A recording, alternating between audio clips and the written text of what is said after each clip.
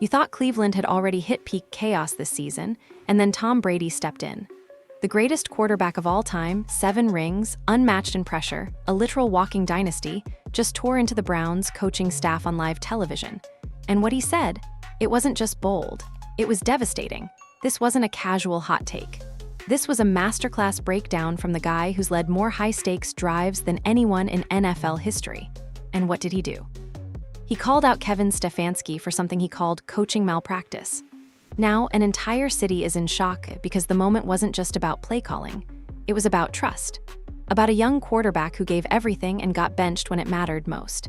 And now, the most respected voice in football says Cleveland might be risking everything, their chemistry, momentum, and even their future, unless they fix it fast. But how did we get here? Why did Brady get so fired up?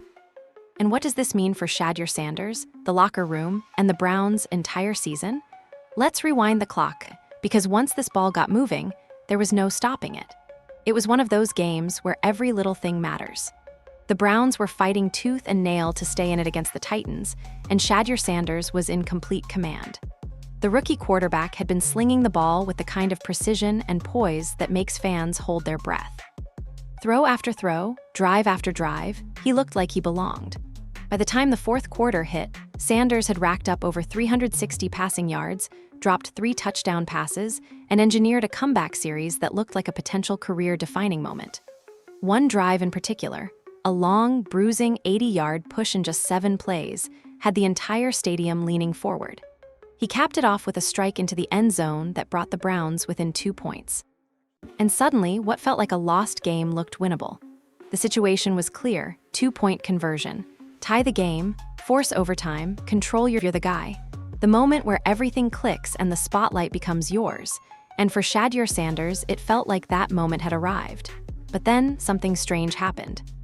As the offense lined up for that critical 2-point conversion, cameras caught something confusing on the sideline.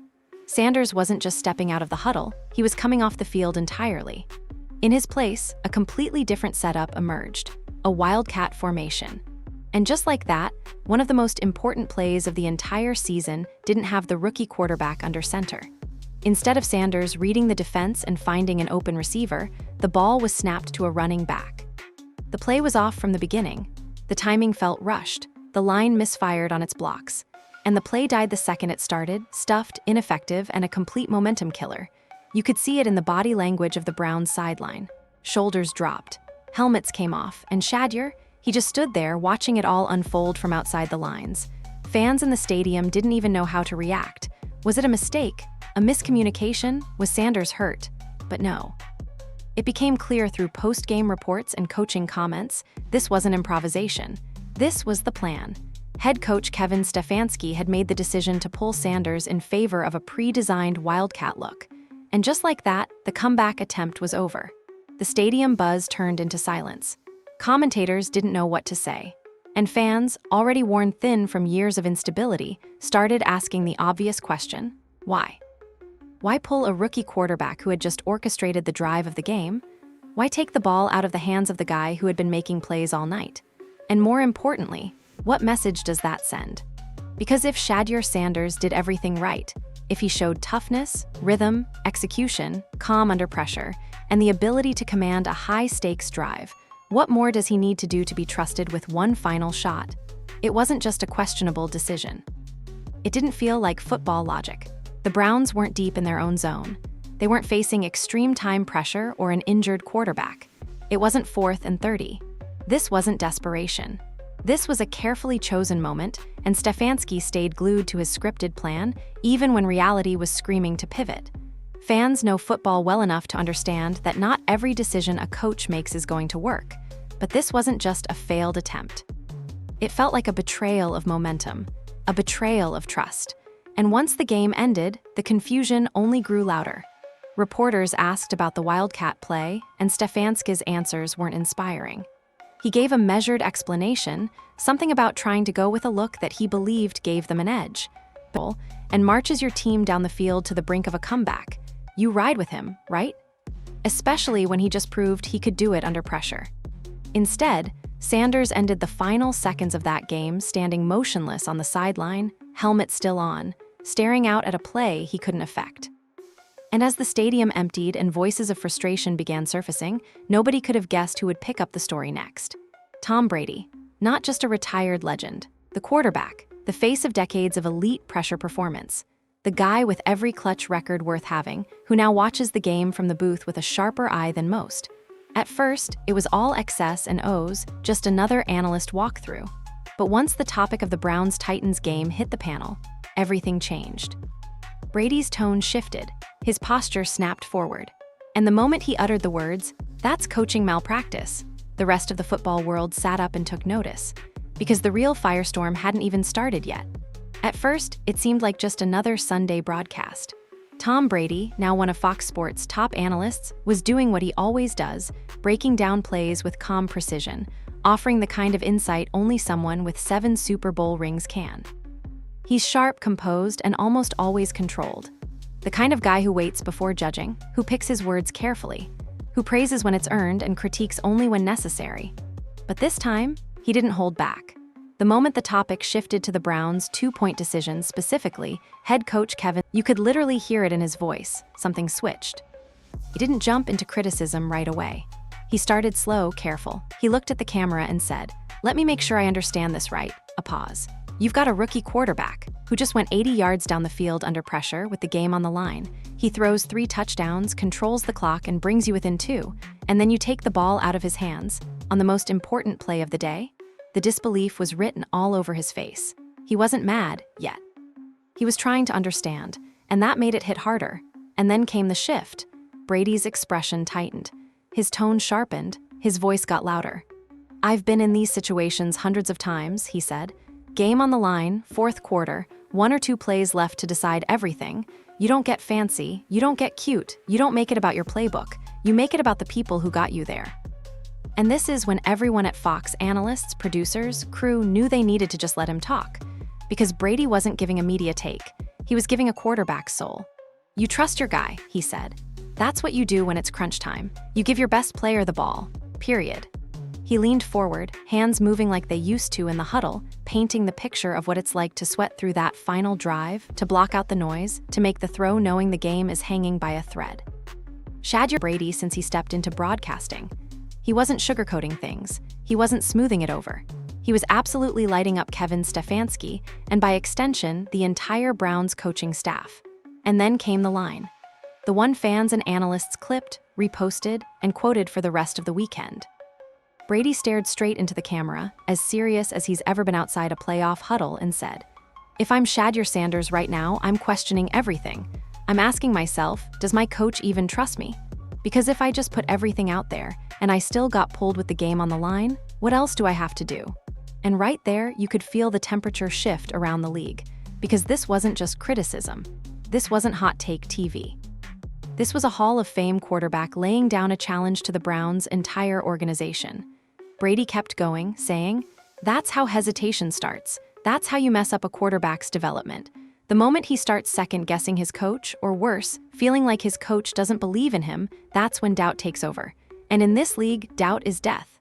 The studio was dead silent. Nobody tried to interrupt. Not even his co-host, who clearly looked like he wanted to jump in and cool it off. But Brady wasn't finished. He fired off stat after stat, 364 passing yards, 3 touchdowns, a near-perfect 4th quarter, and punctuated them with pure disbelief. And your reward for that kind of performance, watching the final play from the sidelines, while a play you've repped maybe 3 times all week gets blown up before it starts, that's not coaching. That's stubbornness. And just like that, Brady did something no loudmouth sports pundit could have pulled off. He moved the national conversation. Because with one fired-up speech, he turned what felt like just another late-game mistake into something bigger. A warning, a spotlight, a moment. Everyone watching understood it wasn't just about the Wildcat. It was about the message that came with it. "This is how quarterbacks lose trust in the system," Brady said. "And once that bond is broken, it's hard to get back." Really hard? The look on his face wasn't performative. It wasn't media train wreck entertainment. It was concern from someone who knows what it takes to win championships and what it feels like to walk a tightrope without your coach's hand beneath you. And that's what separated Brady's critique from everyone else throwing takes around social media. This wasn't about being right. It was about protecting a player. And Brady made it very clear, he's rooting for Shadur Sanders. "That kid did everything you could ever ask from a young quarterback in a pressure moment," he said. "To see that taken away from him? Yeah, that bothers me." And the kicker? Brady hadn't even started diving into the long-term risks yet. That would come in the next segment, when he started pulling from his own experience. Wasn't about one drive. It was about what happens when a coaching staff sends the wrong message at exactly the wrong time. Tom Brady didn't just react like that because he's a competitor. He reacted that way because he's been in that exact position. When Brady was a young quarterback in New England, he wasn't the GOAT yet. He was just a kid trying to prove he wasn't a mistake. A sixth-round pick with skinny arms and bad combine tape thrown into the deep end after Drew Bledsoe went down. He was raw, unpolished, unproven. But here's the difference, and it's important. His coach trusted him. Bill Belichick didn't pull him from big moments. He didn't hand off fourth-quarter decisions to running backs or run gadget plays when Brady was heating up. Quarterbacks don't grow when you protect them. They grow when you believe in them. And that's exactly what Brady saw missing in Cleveland. It wasn't just a bad call, it was the absence of belief. "In the NFL," Brady said, "you earn trust not over months but in minutes. You drive the field like Shedeur did, that's it. You buy yourself that next play. You deserve it." You could tell this wasn't just commentary, it was personal. Because Brady carried those moments with Belichick for his entire career. Every critical drive, every mental huddle before a snap, every time he looked to the sideline and knew his coach wasn't going to blink. That sense of belief didn't just boost his confidence, it cemented it. Now fast forward to 2025 and Brady sees a kid in Sanders who's doing so many things right. Poise? Check. Reads the field? Check. Delivers under pressure? Check. And yet, instead of handing him the moment he earned, the coach takes the ball out of his hands, as if the previous 15 minutes of surgical precision meant nothing. "I know what that does to a young QB," Brady said. "It makes you hesitate, you question yourself, and once that doubt creeps in, it doesn't go away quick." That hesitation, that's what Brady was fighting against in his reaction. Because he knows what happens if that question takes root. Does my coach really believe in me? For fans watching at home, the two-point decision felt jarring. But for a quarterback like Brady, it was gut-wrenching, because in that one move, the foundation of quarterback development was cracked, and Brady wasn't done making comparisons. He brought up Andy Reid, pointing out how masterfully Reid worked with a young Patrick Mahomes. Reid didn't shield Mahomes. He gave him the keys from the jump. Took the bumps, lived with the wild throws, but it paid off.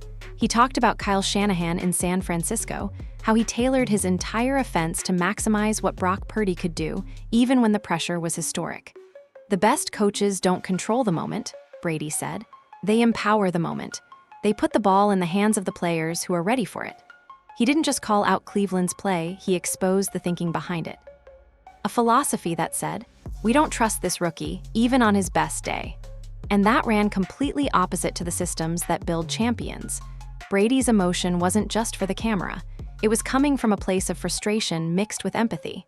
He knows how rare it is to find a young quarterback with real potential. It's one thing to throw stats at a screen, but to actually lead a terrible franchise in a brutal league under real pressure. That's rare air, and that's exactly what Shadur Sanders had just shown. "He's not perfect," Brady said.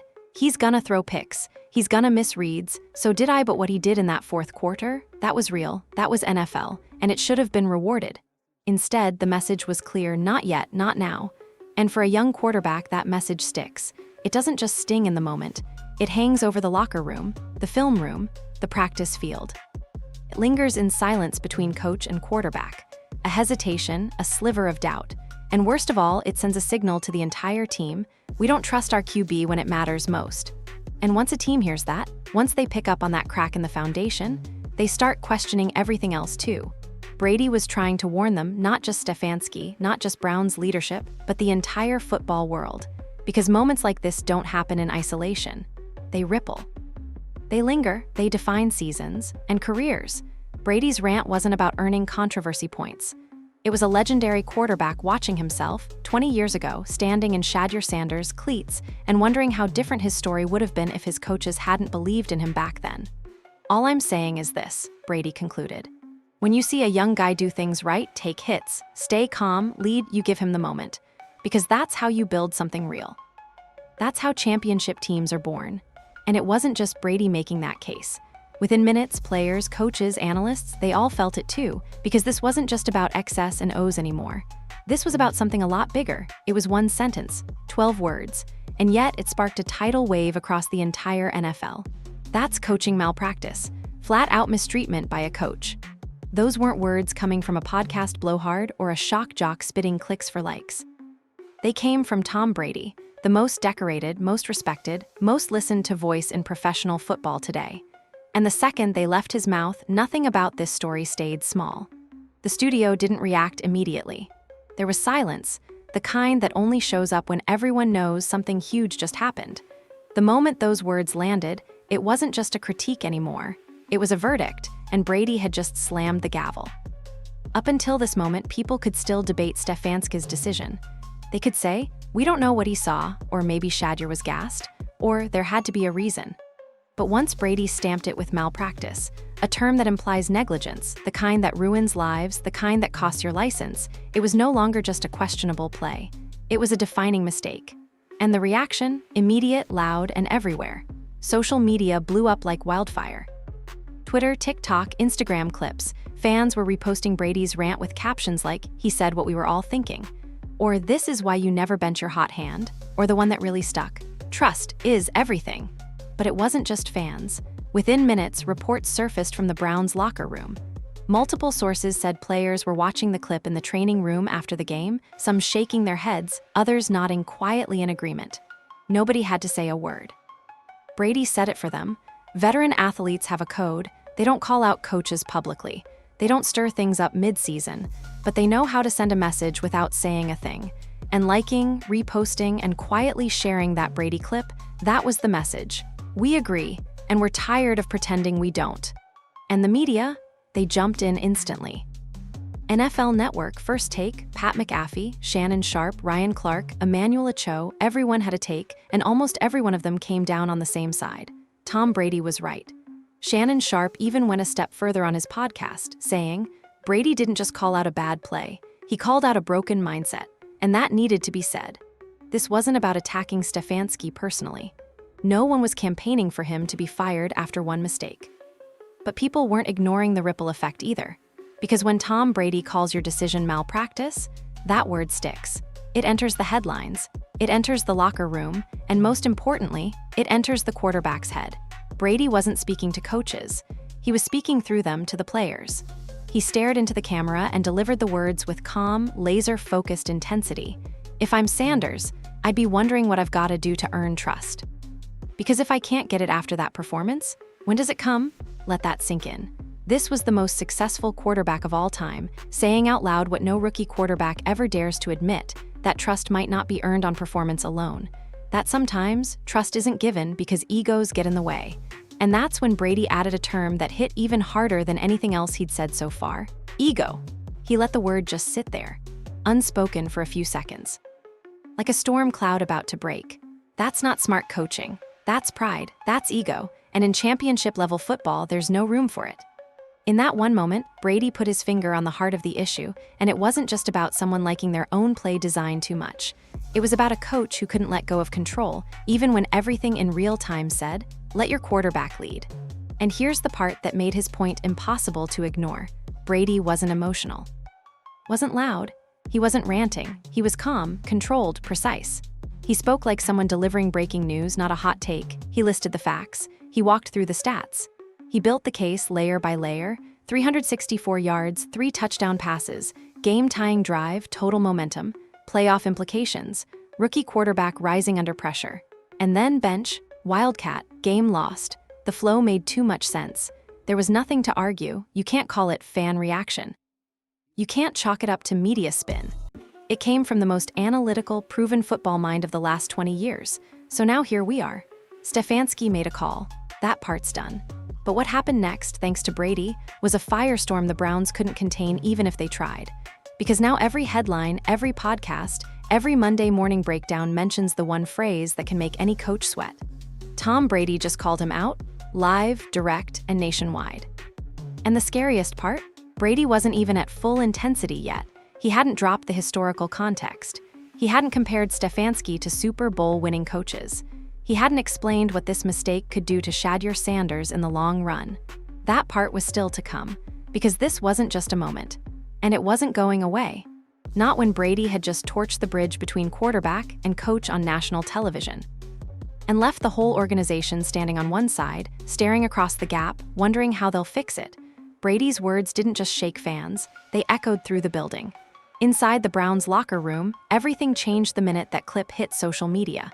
Players had barely finished taping up ankles and peeling off jerseys when phones started buzzing. "You see what Brady just said? Yo, this man went in." And then, silence. Because when one of the greatest to ever play the game uses a word like malpractice, players don't laugh it off. They listen, closely, especially the veterans. Multiple sources inside the locker room told reporters the same thing. Guys were gathered around phone screens, watching the clip, replaying it, nodding. None of them said it out loud, but they didn't have to. The vibe said it all. He just said what we couldn't say. Because here's the truth nobody on the team is going to admit on a microphone. They felt it, too. The frustration, the confusion, the gut punch of watching an 80-yard drive collapse under a play that nobody fully believed in. And that includes the players who helped make it happen. Take Jerry Jeudy, for example. The veteran wide receiver known for his crisp routes and breakaway potential made multiple key grabs on that final march down the field. Every pass he reeled in, every aggressive move after the catch, he was in sync with Shadur Sanders. They were clicking. So imagine what's running through Judy's mind when, with 2 yards to tie the game, he's not even on the field. Wait, we're pulling the unit that just chewed up 80 yards for this? And the thing is, it wasn't just him. Offensive linemen who just spent a drive pancaking defenders were now standing still. The sideline felt tense, confused, off balance. And when the Wildcat play sputtered out like a flat tire, nobody was surprised, except maybe the coaching staff. Brady called it in his breakdown. This wasn't just an error in judgment. It was a violation of trust, and not just with Shadur, with the whole offense. Because when a coach makes a call that says, "You guys did great, now step aside for something we drew up on Tuesday," the locker room hears a louder message. "We don't trust you to finish it." And that's when things start to shift. Quietly, imperceptibly, but fatally, guys stop giving 100% effort because they aren't sold on the vision. Eye contact during meetings gets shorter. Conversations between units get quieter. A team's edge doesn't vanish, it dulls. And in the NFL, that's all it takes. Brady knew this. That's why his reaction wasn't just emotional, it was protective, because he could see what was coming, what's already happening. And then came another subtle dagger: Myles Garrett. The all-pro lineman and vocal leader of the team didn't throw anyone under the bus after the game. He didn't criticize Stefanski, didn't demand changes, didn't throw chairs or storm out. But he said this: Shadur played his heart out. He deserved to be out there. I'm not sure what happened at the end, but I know the kid was giving us everything. That quote was soft, respectful, professional, but everyone in the building knew what it meant. Garrett may as well have said, "We were rolling with our rookie, and the coaches took us off the train." When a star like Garrett speaks, even softly, people pay attention, because he's not just a player. He's the pulse of the defense. He's the voice that rookies listen to, vets lean on, and media respects. When he subtly questions a choice, he's inviting the entire organization to take a second look without making it personal. And in this league, that's leadership. Garrett didn't have to say what Brady said. He let Brady take the heat publicly. But those little quotes, carefully measured frustrations, that's internal fire bubbling up through cracks in the shield. And now, every player is watching how Stefanski responds. Because right now, it's not about fan noise or media takes. It's about the one thing that determines whether a team holds together or falls apart. Do we still believe in this system? Every locker room is built on an invisible code. Coaches ask players to fight, to bleed, to leave everything on the field, for plays they didn't design, for decisions they don't make. And in return, there's one expectation: trust us to do what we do when it matters most. That trust, it took real damage. And if players feel like their best teammate, their rookie quarterback who just went ballistic in the fourth quarter, was stripped of his moment for no clear reason, that trust isn't just bruised, it's bleeding. And the scary part: nobody knows if it's repairable. When Tom Brady speaks, frontline players listen. But what stunned everyone, players, fans, media, was who reacted next: ownership. Less than 24 hours after Brady's breakdown went viral, reports surfaced that Jimmy Haslam, owner of the Cleveland Browns, had called a closed-door emergency meeting with team executives. This wasn't preseason. This wasn't a 5-game skid in Week 12. This was a dug-in playoff hunting team. being yanked into crisis mode over a single play. Why? Because it's not just about a loss anymore. It's about what that loss revealed. And more importantly, what Brady exposed. Brady's exact words, "That's coaching malpractice," weren't just about play design. They rang deeper. Franchises don't survive when their young quarterbacks are mishandled. And nobody knows that better than Haslam, the man who's watched 2 decades of quarterback failure burn through this entire city. Since 1999, Cleveland has cycled through 32 starting quarterbacks. Draft picks, trades, stopgaps, experiments, rookies who never developed, veterans who never belonged, projects that collapsed, futures that never started. It's been a 20-year graveyard of talent and turmoil, and now, finally, it looks like they might have one who can really play. Shadur Sanders. Young, calm, built for pressure, coachable, clutch, growing when it matters most.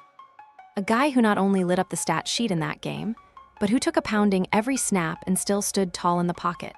And the reward? Benched. At the most important moment of the game, that's not just controversial. It's dangerous from a long-term franchise development standpoint, and Brady framed it perfectly. If you finally have a quarterback with that kind of talent and pressure resistance, and you shake his trust before he's even gotten started, you don't just lose a game. You risk losing your entire future. That's not hyperbole. That's the reality in this league. Quarterbacks are more than players. They are assets, the most valuable ones in all of sports. Teams don't recover from burning out the wrong one. It stalls rebuilds, cripples momentum, scares off free agents, fractures the locker room, and for a city like Cleveland, it resurrects ghosts. Brady laid out the blueprint for disaster, and Haslam heard it loud and clear. Because this wasn't just TV tough talk. These were warning flares from someone who became the GOAT because his coach knew when to trust him, not because he was already great, but because he was becoming great. And that's the message that cut deepest. Shedeur not being trusted at the exact time he needs it most, Brady said, even after delivering in every way you ask a young quarterback to. So, Haslam's response: get answers. Fast. The team hasn't released official details about what was discussed in the meeting, but insiders are leaking plenty. And one clear theme emerged from those whispers: concern about leadership. Not locker room leadership. Not talent, not scheme. Coaching leadership. Stefanski's relationship with Shadur Sanders. Because here's what owners fear most: they don't fear bad games. They fear bad optics combined with real damage. They fear losing fans, losing the locker room, and worst of all, losing the guy who was supposed to be the one. And that's exactly what this situation is becoming.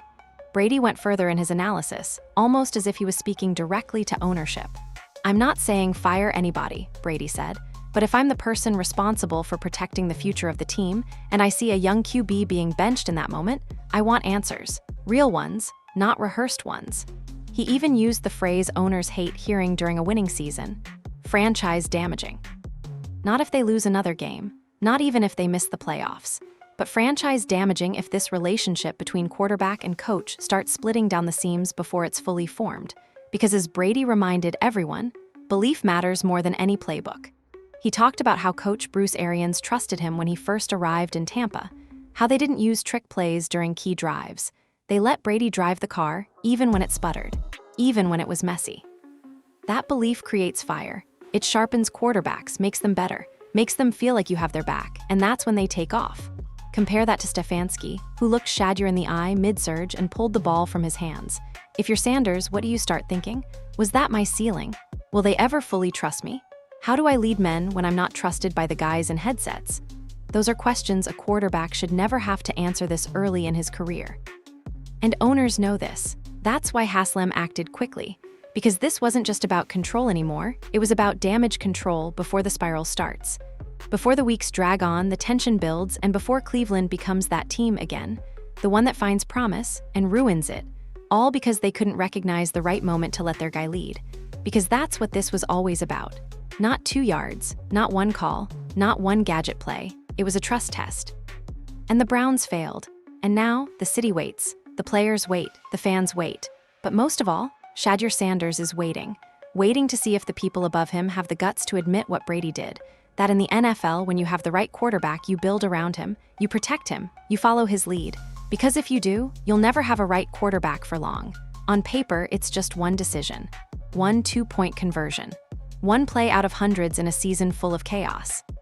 But in reality, This one moment may have just defined Kevin Stefanski's coaching legacy, not because it cost the Browns a game, but because it may have cost him something far bigger: credibility. Inside the locker room, inside the organization, inside the quarterback he was supposed to believe in, and Tom Brady saw it with crystal clarity. This isn't about play design. This is about ego. That word, ego. He let it hang in the air like smoke. Because ego is the one thing that separates good coaches from great ones. And in professional football, ego ruins everything when it gets between a team and its quarterback. Brady didn't have to raise his voice. He didn't need to slam the table. He broke it down like a surgeon. Big-time coaches don't get stuck in their plans. They adjust. They listen to the game, to their players. And when a quarterback is in a rhythm, you don't rip the ball out of his hands to run a flashy play you loved on Tuesday. You adapt or you lose.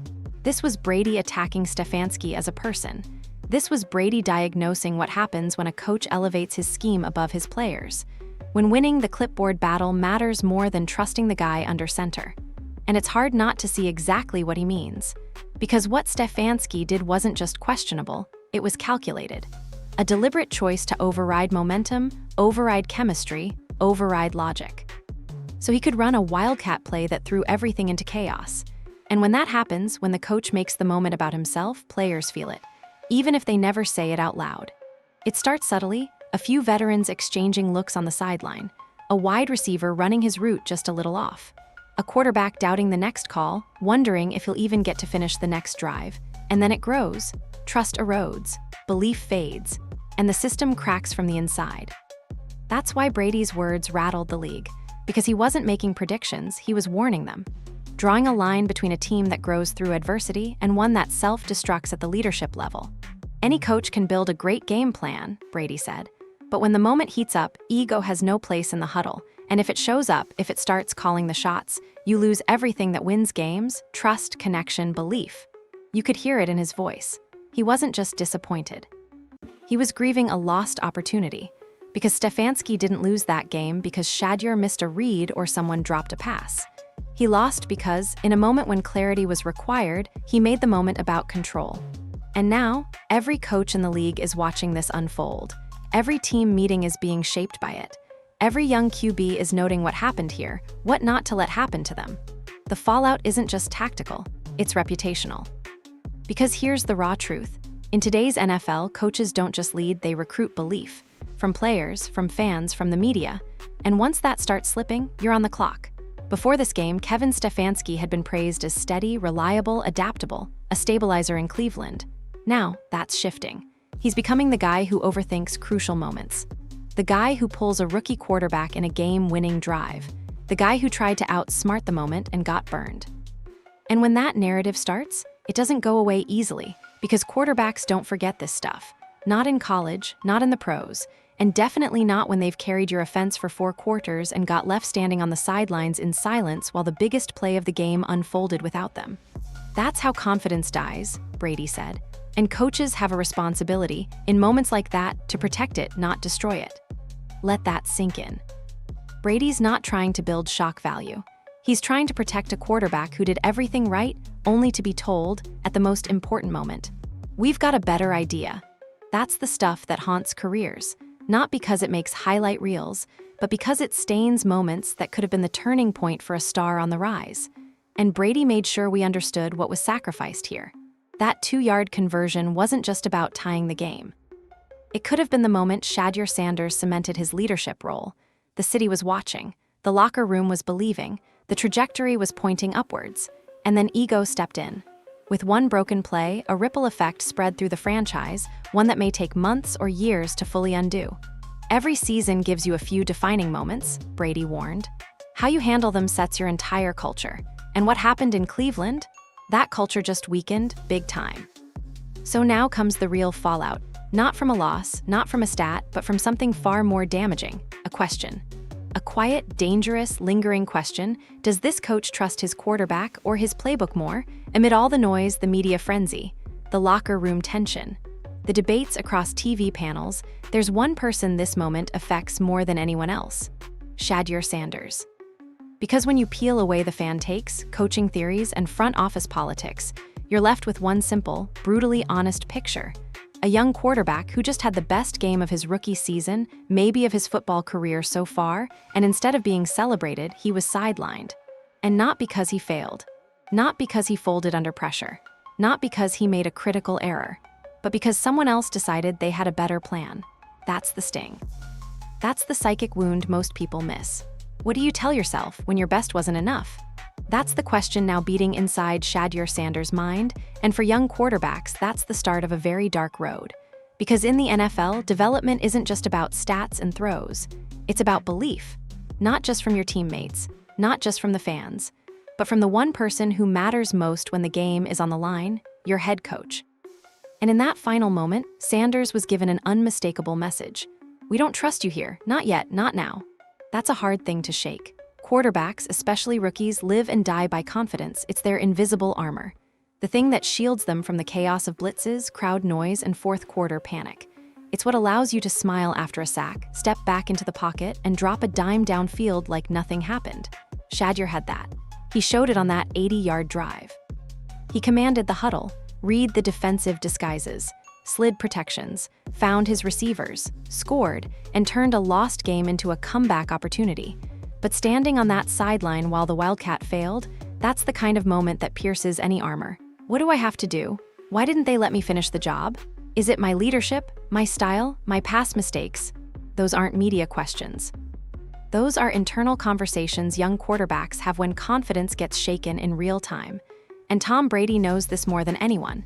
In his breakdown, Brady didn't just defend Sanders as an analyst. He defended him as someone who's felt that same weight. Someone who came into the league unproven, overlooked, constantly measured against things outside his control. But one thing helped Brady rise: his coaches believed in him before the world did. Bill Belichick allowed Brady to grow through mistakes. Bruce Arians let him take over drives after rocky starts. They installed belief into every rep because they knew trust feeds confidence. And confidence fuels greatness. That's what Shadur should have been given in that moment.